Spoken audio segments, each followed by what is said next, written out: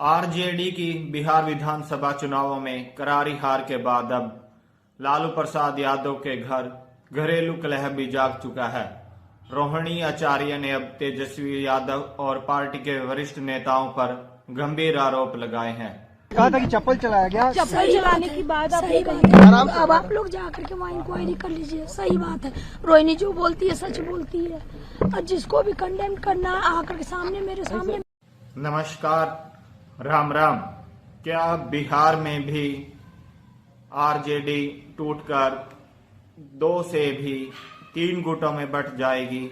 जी हां, आरजेडी से पहले ही अलग हो चुके तेज प्रताप यादव ने अपनी अलग पार्टी बना ली है। वहीं अब लालू प्रसाद यादव की बेटी रोहिणी आचार्य ने भी पार्टी के वरिष्ठ नेताओं और तेजस्वी यादव पर गंभीर आरोप लगाए हैं। रोहिणी आचार्य ने कहा कि उनको घर में अपमानित किया गया।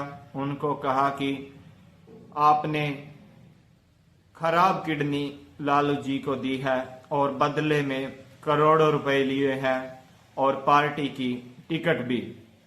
रोहिणी आचार्य ने कहा कि उनके ऊपर घर में चप्पल तक उठाई गई।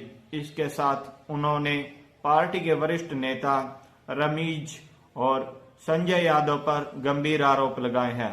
उन्होंने कहा कि ये दोनों तेजस्वी के काफी नजदीक है और इन्हीं की राजनीतिक रणनीति और चुनावी रणनीति के कारण पार्टी। लेकिन आपका मत क्या है? आपको गंदा भी कहा गया, आपने गाली दी है। बहुत बड़ा योगदान आपका अपने परिवार के लिए, लालू जी के लिए। रोहिणी जी अपने पिताजी से कुछ कहेंगे क्या? कोई मैसेज? नहीं, पिताजी मेरे साथ हमेशा है। कल मेरे माता पिता भी रो रहे थे, मेरी बहन रो रही थी मेरे लिए। मुझे भगवान ने मुझे सौभाग्य दिया। 2025 के विधानसभा चुनावों में बुरी तरह हारी है। इसके बाद उन्होंने कहा कि अब वो इस घर में बिल्कुल भी नहीं रहेगी। सूत्रों से पता चल रहा है कि उनके साथ 25 में से 15 विधायक भी उनके साथ जा सकते हैं और बिहार में एक अलग पार्टी का निर्माण कर सकते हैं।